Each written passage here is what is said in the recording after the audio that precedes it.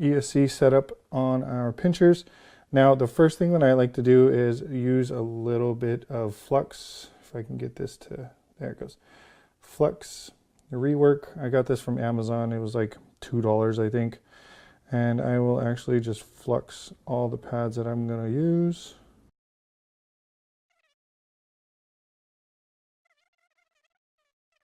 Now what you're looking for when you solder is you want to make sure that you are getting a nice clean solder. So the tip should be nice and clean and silver. So your solder should just melt right into that thing. Now let's do the side tabs. There's one. My solder, my tinning, if I can get them to be a bubble so I know that the wire is in, because I know that the wire is all the way down on the pad itself, not sitting in the middle of the solder. Larger pads are a little bit more difficult. You just have to work it. As long as you melt a little bit more solder in there and just give it a second to heat up, you should be able to end up with a nice bubble like that. Negative pads are always a little bit harder to solder.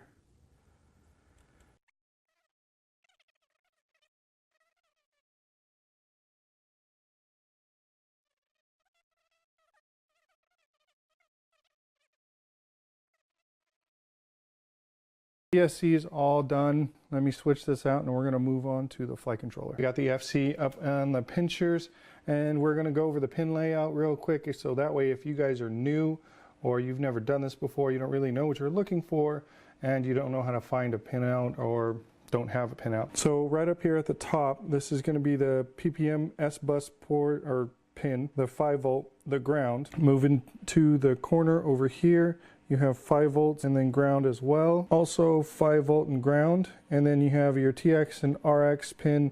This is TX RX3. You have a 12 volt ground here. These are all your motor motor pads right here, so your motor signals. And then if you're running an LED, you got ground, 5 volts, and your LED control pad there. RSSI current, negative power in, positive power in, 5 volts, 12 volts, ground, ground, in video, out video. So this section here is the OSD portion of the flight controller. So I would probably run the, well, it depends on what VTX you are running, but I use a TBS unified and most of them now are 5 volts or higher, excuse me. So I would use the 12 volt for my VTX and the 5 volt for my camera. Or you can do it vice versa. I'm really happy that they use 2 ground pads instead of just one, because if you break one ground pad, to fix it, you have to solder the whole pad to heat it back up to melt the solder, and the other ground pad will come off in the process. So you have to solder both wires back on instead of just doing one. And those of you guys who have flight controllers out there, no,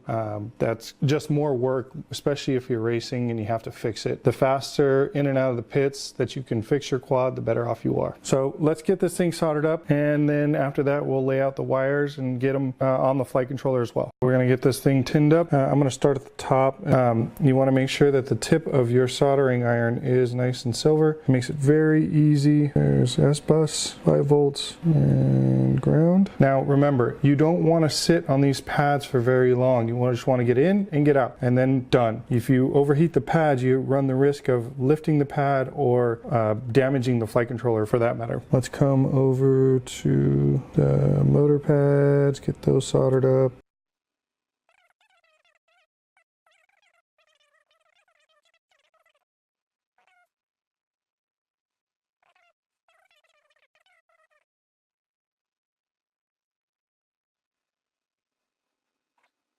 I'll be right back. I want to get to the VTX and the receiver first because we need to prep both of those to get them onto the flight controller, and I want to actually put everything together on the frame itself so you can see how I measure my wires out before I cut them and then I solder them, and how I lay this frame out so you guys can have kind of a baseline or an idea of how you might want to lay this quad out when you go to build it. So anybody who runs TBS knows that smart audio is amazing. I highly suggest anybody who doesn't run it to run it. I mainly use it for is to change my channel very quickly, seamlessly. They do include a little push button here This thing is super, super tiny, and you can solder that in to this VTX if you like. Let's get this tinned up.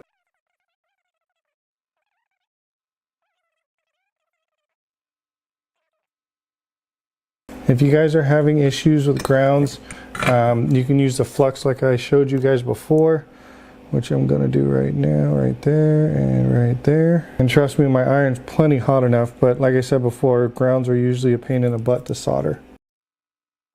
Looks like we got everything pre-tinned. Now we're going to set in the wires. I'm going to do my best to keep my hands out of the way.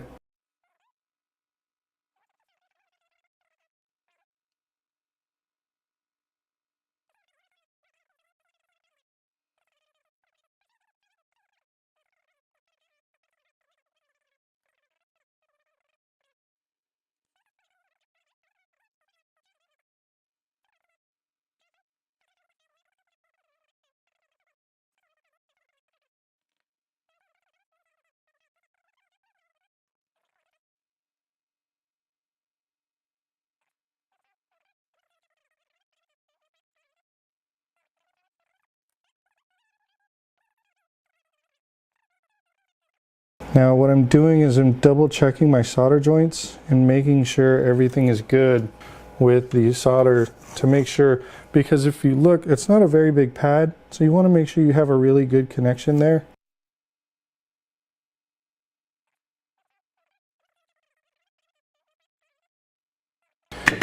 All right, VTX done, and then now we're going to move on to getting everything inside of the frame to get the layouts in and the lengths of the wires. So stick with me. I want to get into the VTX so we can finish this guy up. I actually went ahead and put on the button so you can select and whatnot. It actually wasn't that hard. I just couldn't get it on camera because it was super, super small. So like I said in the intro video, it comes with a whip antenna. We're not going to use that. We're actually going to use the Axi. All right, guys, here we go. So I got everything all glued up, as you can see there. Now I glue it on 2 points to relieve stress on the UFL from when this thing bends and takes hits and things like that. Hopefully that will work. One other trick that I do, I don't like, if I can get this off the table, I don't like the plastic that comes with the Unify. I think it's a little too brittle, and if you overheat it just the tiniest bit, it'll actually split. So I'm going to use actually thicker rubber heat shrink material, and I'm actually going to oversize it more towards the back than the front to once again add some more support back here on the wires and the UFL connector. Let's grab our heat gun. I'll show you guys how I shrink this up.